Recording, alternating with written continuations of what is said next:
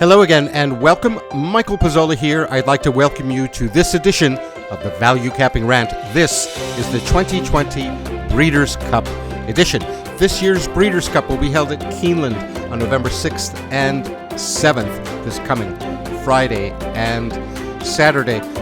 I almost did not make this video because this year, for the first time in many years, the Breeders' Cup cards has not presented what I can see now, sitting here a few days before the races, solid value plays. And the whole premise of value capping is not to focus on, who's going to win the race, and I don't care what the price is, and every winner is an overlay kind of thing. No, but to find horses that you like with good things going for them that the public might not see and are going off at a price that offsets the risk of making the bet. So if you're looking for solid, super, this is a great horse, I don't have that for you, but I thought I would take you through the races rather quickly and show you how I make that determination. And yes, there are a couple of horses that might be worth a recreational bet. But before we do that, allow me to introduce myself. For those of you who don't know me, my name is Michael Pizzolla. I've been writing and teaching about thoroughbred handicapping for decades. I'm the author of the best-selling book, Handicapping Magic, co-author of the classic Pace Makes the Race. I'm the creator of the original online racing forum, which you can check out at posttimedaily.com. It's a good piece of work. It's really customizable and so forth. And also the designer of the Black Magic family of software. The latest iteration is called ValueCapper, which is the software I will be using in this video. Again, it makes getting to the value issues in the race very quick. Not for everyone. The value approach is not for everyone. I'll tell you right there. You need a bankroll. You need the proper attitude towards the game, and you need some patience and an investor's mindset. I've done a whole training course on value capping. You can find it at ValueCapper.com. It's a 4-video course. I worked very hard on this. You sign up, put your first name, your email. You'll get the first video right away, and then every couple of days you get another one. I think you really enjoy it, no matter what tool you have, what tool you use, whether you just do it with pen and paper or whether you use other software. I don't care, but the principles of value capping are valuable, I believe. And in those videos, the first one's on the value capping framework. I talk in the second about the difference between value capping and handicapping. I show you what I call the value capping 5x5 formula, which I believe if you take those principles, you can apply it to any method that you use. And then the fourth one talks about the software and the training that comes along with the software, like a couple of hundred videos, if you will. So yes, there is a learning curve, and yes, it's not for everyone. And yes, if you're not interested in the software, watch the first 3 videos because I think you'll get a lot out of it. Okay, what's this value capping about? It's the approach is that we look for horses that we like, whatever measurement we use, that the public should not like. There's something about the horse that you can explain why it's going off at a price. Now, preferably, that horse should be running against vulnerable favorites. Then you wait for your price. You wait for your price. That's really important. And I call it, you let the bet make you. That is, through practice, you get a felt sense of when you've got a good situation there. Okay. So, some important points before we get into the races. Look, this is not a touting video.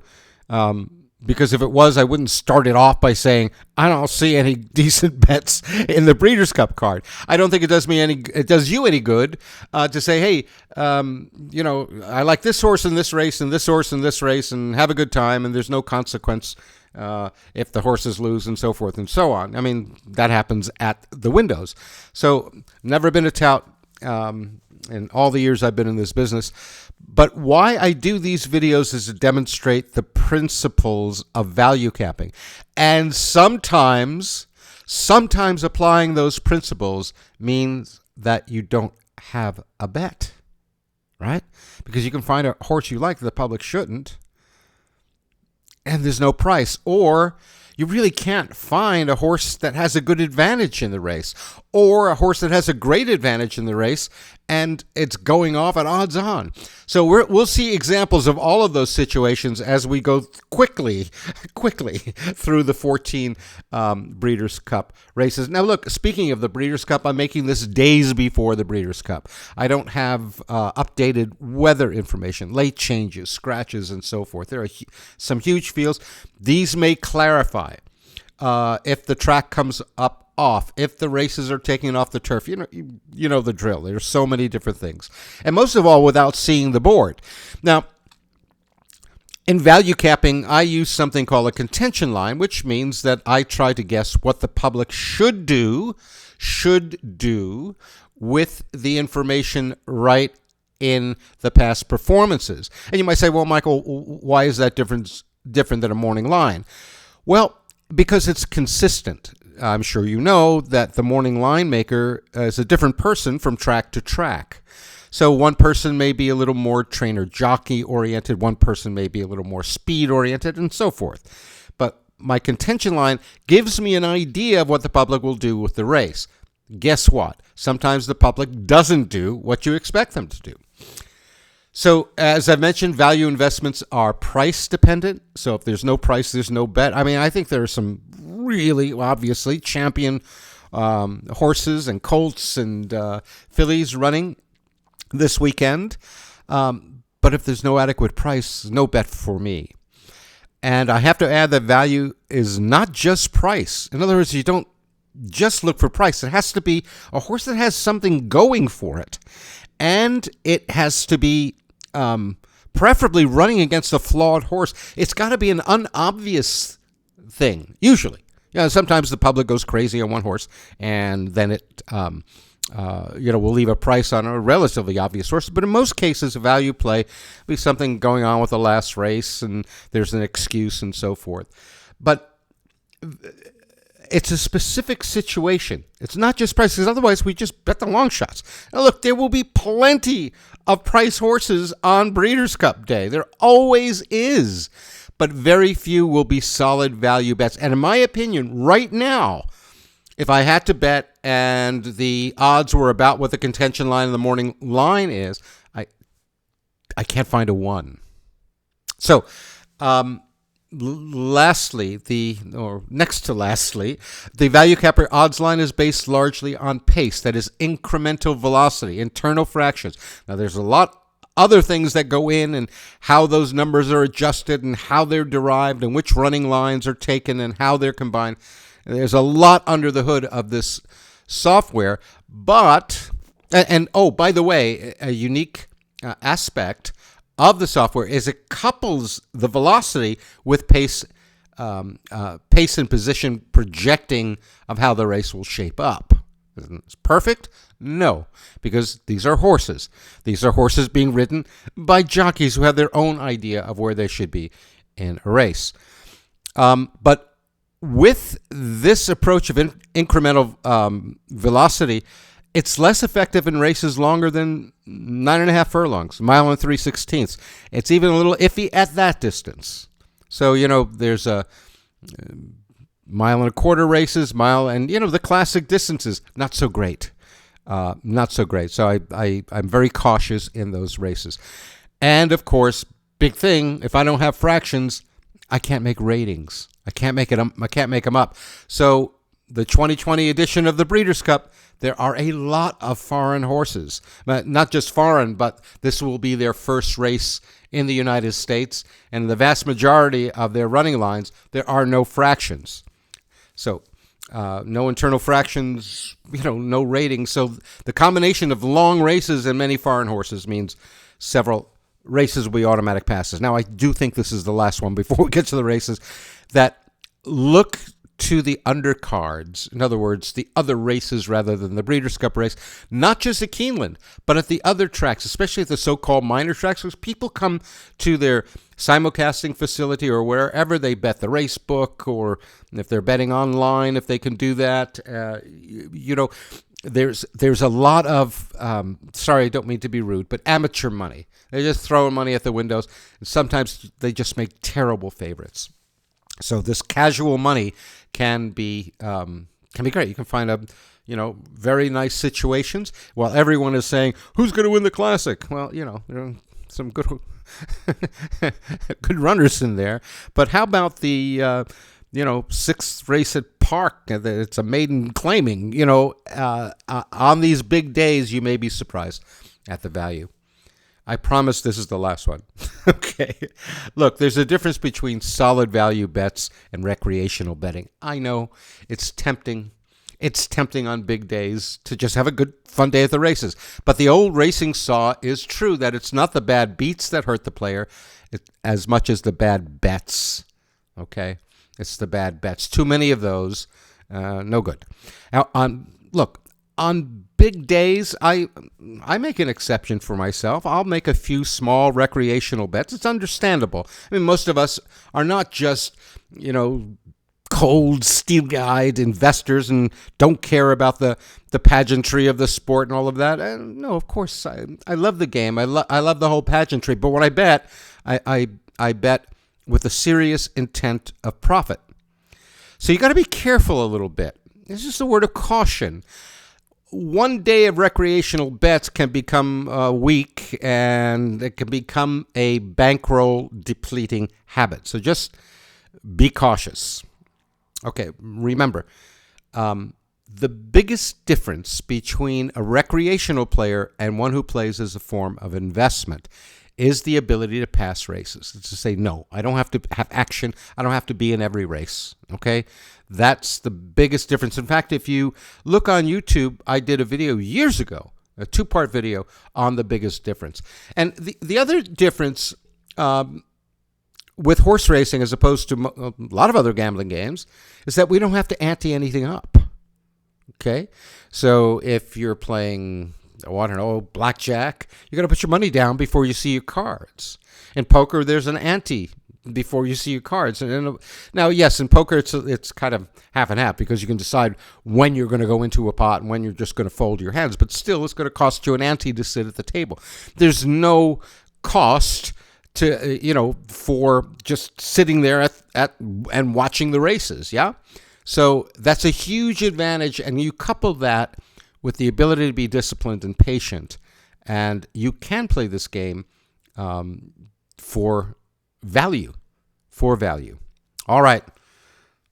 Finally, Michael, good Lord. Now, let me look over my shoulder, and I will show you how I work with ValueCapper. And again, I'm going to go through these races quickly to give you an idea how I work through some very challenging races in the 2020 Breeders' Cup.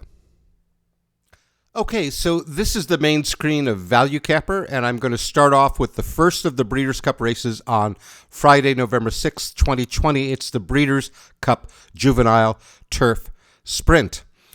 There's an obvious horse on top, colt, and it's Golden Pal, the 14. Then it's a long way down from that 6-1 to the 8-1 on the 7 Momos, and the 15 Blame the Booze, way down. So Golden Pal, you may see, it's on a layoff since August. It's coming from Saratoga, it ran at Ascot in the summer. It's one of those things where I wish I had a horse I quote-unquote liked. I mean, you might say, well, Momo's is 8-1 on my line, and if I get, 16, 20-1, perhaps a recreational bet. Same thing with Blame the Booze. But honestly, I don't see a lot not to like about Golden Pal, assuming that Wesley Ward has this lovely 2-year-old colt ready. It runs to that last number, and it's going to be hard to beat. So it's a colt I don't want to bet, and I don't want to bet against. The 7th race is the Breeders' Cup Juvenile Turf. Now, here again, people with much more knowledge about breeding and foreign times. I am not an expert of that, and I don't claim to be. I know a little about it, of course. I'm a racing fan. I've read about it, and I've talked to experts about it, but I'm not an expert myself. So if you look in the lower right corner here, you'll see it says 7 unknowns. That means there are 7 of these colts with no ratings. And I'll give you an example. Look at the 14. It's coming from Ireland. It's got no internal fractions, and so forth. The 12, Go Atletico. No internal fractions. You might say, well, the horse has been quarantined and it may not do so well, and so forth and so on. So why don't I just bet the top 2, the 4, and the 6, and throw the 7 in for exotics? And yeah, of course you can do that. Totally a recreational bet. This is a quick pass for me. The 8th race is the Breeders' Cup Juvenile Fillies. Now, here's a nice, neat, tight grouping of horses. So the odds line, you'll see some of them are highlighted in blue. It's 3-1, 4-1, 9-2, 5-1. 4 of these fillies are above that big red line, which is random. Yeah. 2 of them, Vequist and the 2, and the 3, Day Out of the Office, are coming out of the Frisette. The Frisette, which Day Out of the Office won. Now, the 3 morning line favorites are the obvious horses: Princess Noor, Simply Ravishing, and the Frisette winner, Day Out of the Office. There is perhaps a price lurking on Vequist. Our odds are 3-1. The contention says 9-2. The morning line maker made it 8-1. I'm not sure that price will be there on the this filly. I would take a secondary bet at 6 or 7-1, and I'm not sure that price will be there. Now, why is it a secondary bet? This is a long story, but acupressure, which is part of ValueCapper, sets the race up. And we see Vequist maybe not being there at the first call, but then perhaps going to a long lead at the second call.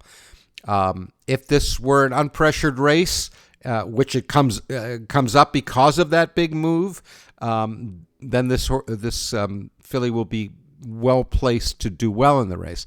However, the track profile at Keeneland is, for a mile and 16th, tends a little late. And if I set it up late, all of a sudden Simply Ravishing looks a lot better. I've got to go further down to Vequist.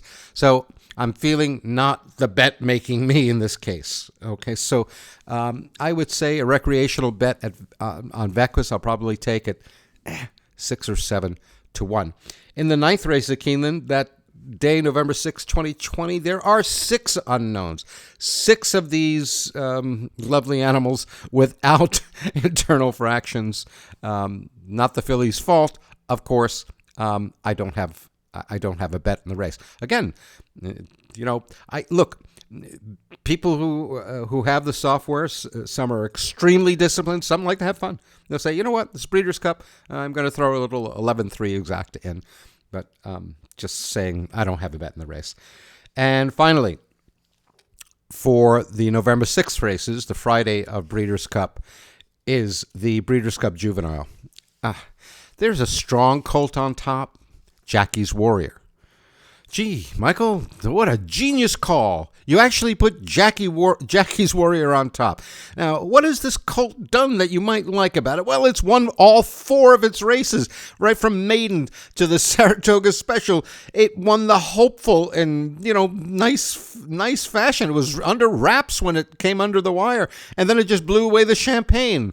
So, yeah, of course it's going to be a strong-looking colt. The question is, are there, decent bets behind it? And I would look the colt that ran second to Jackie's Warrior, Reinvestment Risk. But boy, oh boy, I would need a long price to bet this. I don't see.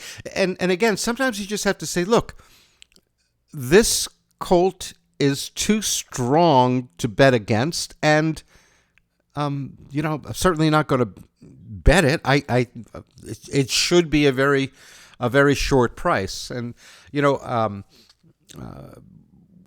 might say, well, Michael, the 4 likable is 13-1. Now, if I get 30-1, well, yeah, but the 13-1 is not a horse you like, right? Because if your line is right, the 13-1 means that if they ran the race 14 times, it would win once. Okay, so there, I told you, not much happening in the first day, and not much happening in the second day. This is the November 7th races. The Keeneland 4th is the Breeders' Cup Filly and Mare Sprint. Once again, the public is going to have the 2 fillies that are going to dominate the betting: the Serengeti Empress and Gamine. These are strong fillies. Serengeti Empress is 2 wins in 2 places out of 4 times at 7 furlongs. Gamine is 1 for 1. I might look at Come Dancing, but not with a lot of enthusiasm. I just don't think she's in the same league. The numbers aren't bad, and I suppose at 15-1 I would take a small recreational bet, but not with a lot of anticipation or. I just don't think it's a great betting race. I mean, I'm going to enjoy watching these 2 champion fillies run, of course. Now here's a race.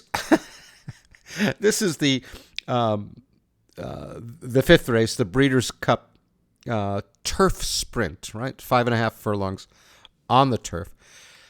This is a 17. Right now, it's a 17 horse race. That's problem number 1, or challenge number 1. The other thing is that there are 12 of these horses above random. That means, if there's 17 horses in a race, random is 16-1. You just pick numbers out of a hat. It would be 16-1. The line starts at 12-1 on Texas Wedge, Extravagant Kid, and Imprimis. No. Those aren't horses I can say I like that are fairly strong. That's now again. If I were going to make a recreational bet, I can make a case for 7 of these horses: Texas Wedge, Alexandra, Archdust. Maybe even Let Your Whistle, but certainly the 8 and the 17, because they're late runners. I think with a field that big, if they can weave through the traffic. No, pick an easier, clearer race where it's clear. I'll probably have a trifecta using the 13, the 14, the 8, and the 17. I like the late fractions on the 8, Alexandra. I like the running style of Archidust.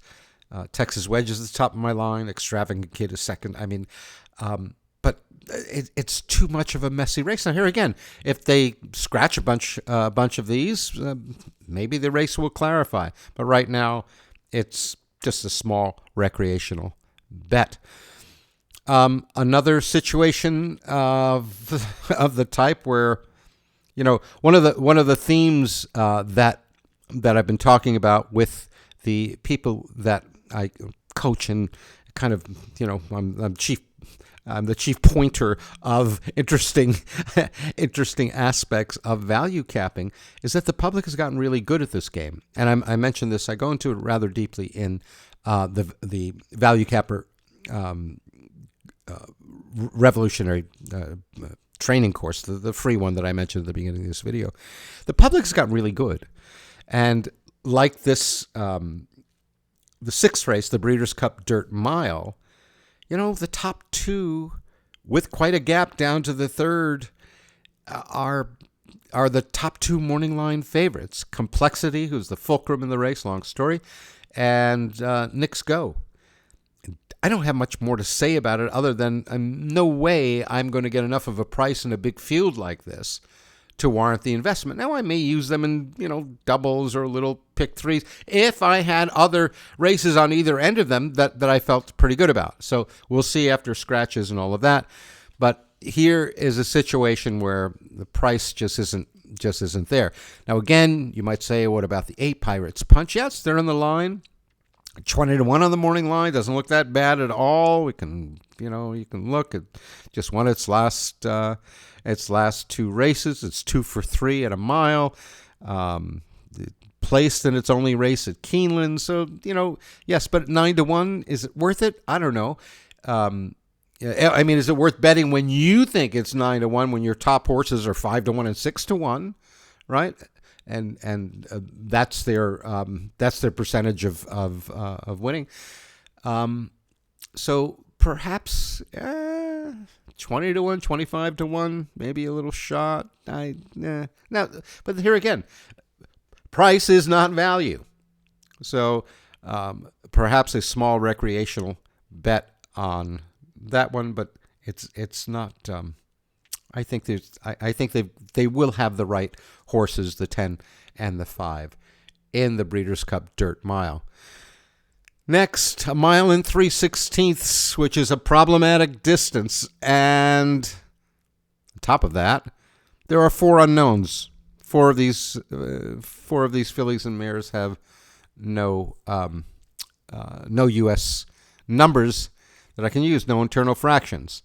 Now, Starship Jubilee, given all of those uncertainties in the race, she's on a layoff from September 19th. Not an issue with these champions, but seems like she runs well fresh.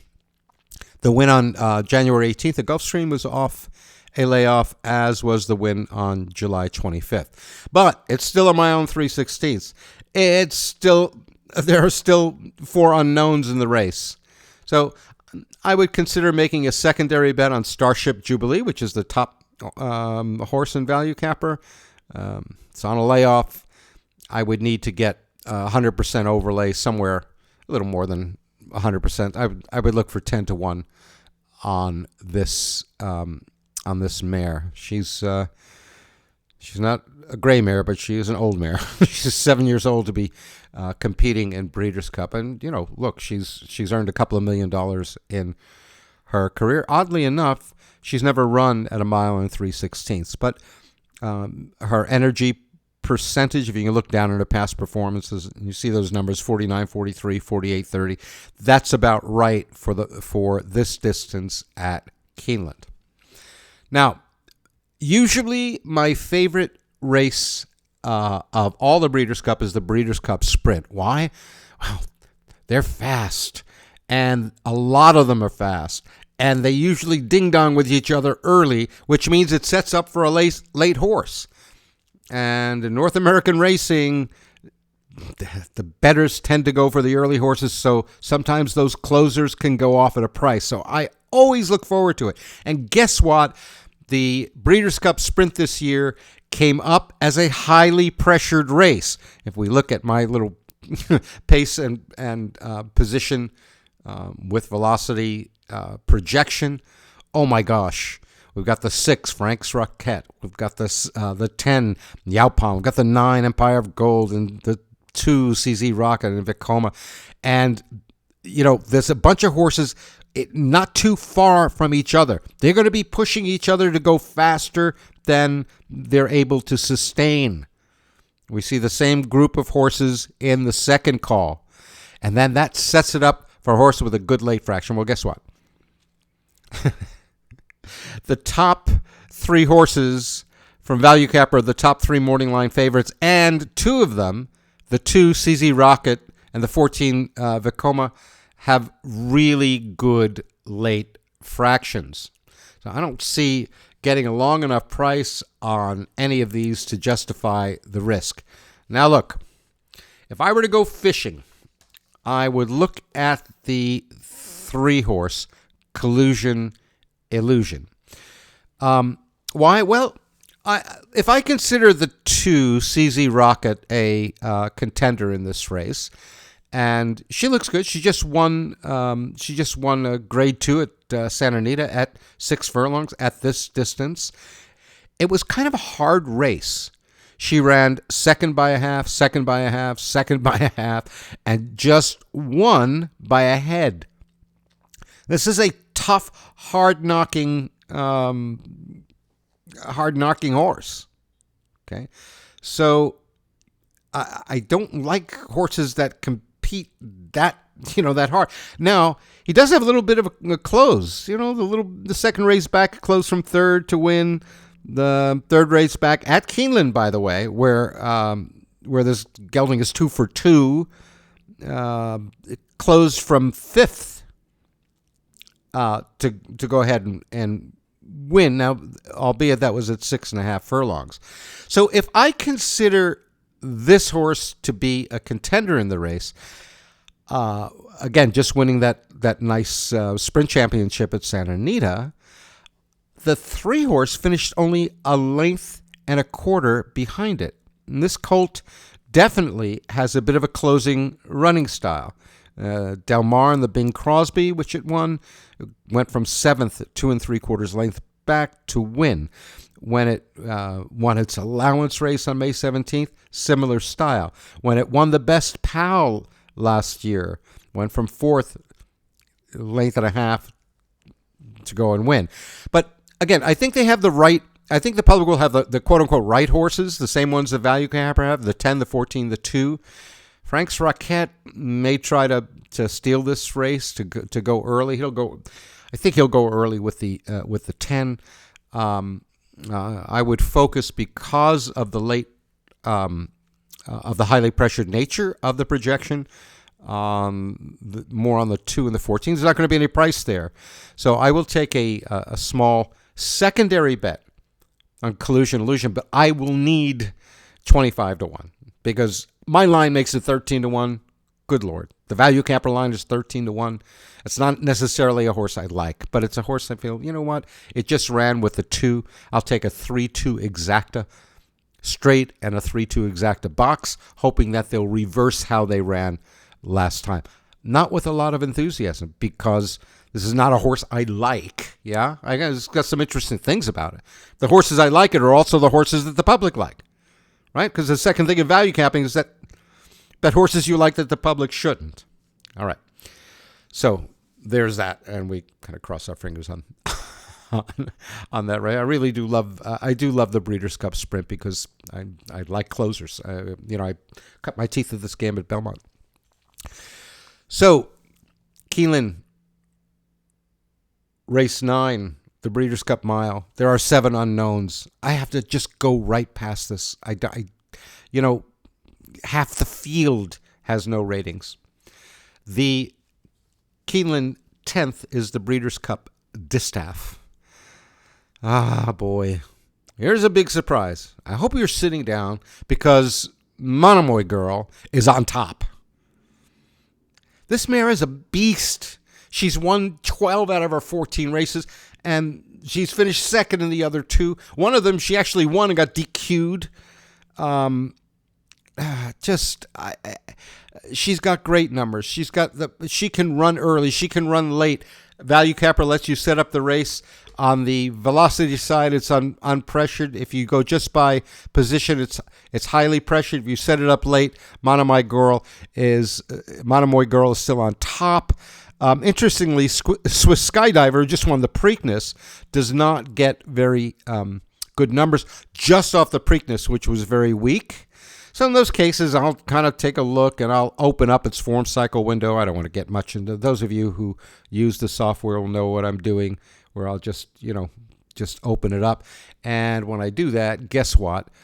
Monomoy Girl comes, let me take it way down here. We'll open it all the way up and go even further. Not the best numbers, but once again, we have the 2 very strong morning line favorites, Monomoy Girl and Swiss Skydiver, in the top cluster of horses right at the top. Now, let's let me reset this so we know Swiss Skydiver belongs in that mix near there. I'm going to reset the race to right out of the box. This is how it looks. You may say, well, how about Cece, the one horse? Well, she's never been a mile and an eighth. She's won in a mile and a 16th.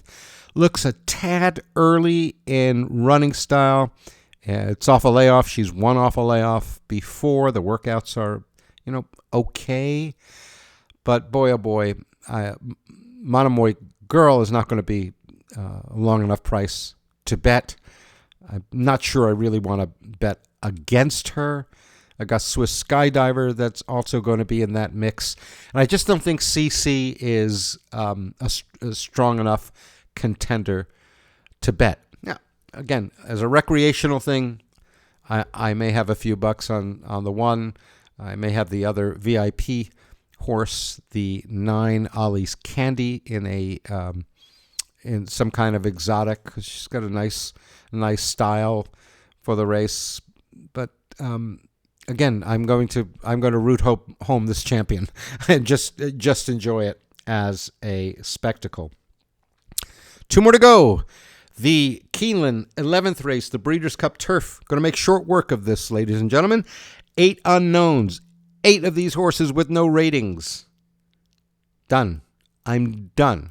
You can look at the screen. You can pause it. You can say, well, I'm going to bet the 20-1 shot. Yeah, fine. Great.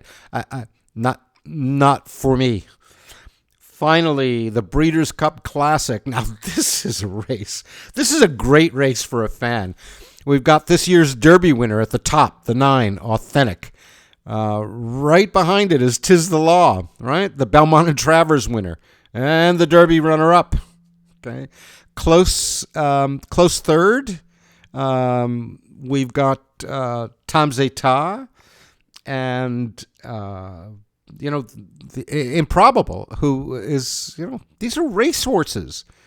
Improbable won the Whitney. Now, remember, they're going a mile and a quarter.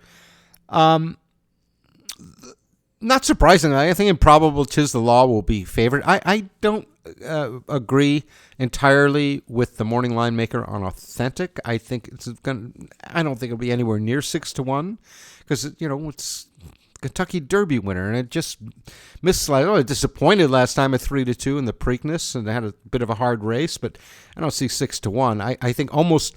I can see them making 'Tis the Law and Improbable co-favorites with Authentic right behind it. That's my sense of it. But as far as looking for a price, there's a potential price on the 5th horse on the line, which is the 7 Global Campaign. Just won the Woodward back in September. Not much wrong with this. In fact, it's 1-for-1 at 10 furlongs at a mile and a quarter.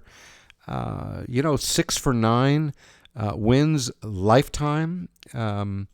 I think this will be completely overlooked. Now, is it a horse I like? Well, this is a tight cluster, a tight line. You see the line goes 9-2, 5-1, 6-1, 6-1, 6-1. Some of the other races I showed you, there were big gaps. Well, this doesn't have that.